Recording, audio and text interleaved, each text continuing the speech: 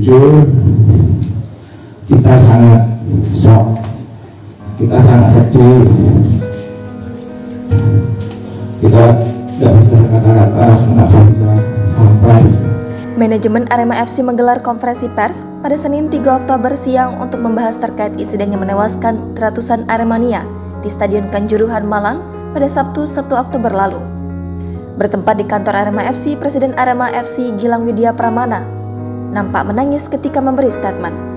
Ia mengaku tak menyangka insiden pertandingan Arema FC kontra Persebaya itu menewaskan 125 orang. Ia bahkan mengaku sangat syok dan sedih. Gilang mengatakan dirinya sampai tak bisa berkata-kata. Menurutnya, kejadian itu benar-benar di luar prediksi dan nalarnya. Dalam konferensi pers itu, Gilang juga mengaku siap bertanggung jawab dan siap menanggung sanksi yang akan diberikan pada klubnya.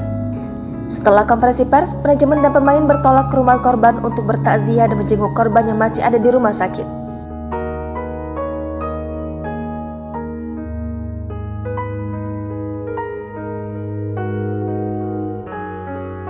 Jujur, kita sangat shock, kita sangat sedih,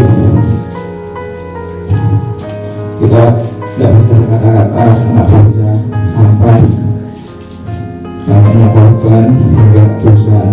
Kita sangat menyesali adanya kejadian ini. Jadi dari manajemen semua kita berkabung, kita dalam suasana sedih, sedang dalam suasana berduka. Tapi saya selaku presiden dari Arema FC siap untuk bertanggung jawab penuh atas insiden yang terjadi tanggal 1 Oktober kemarin.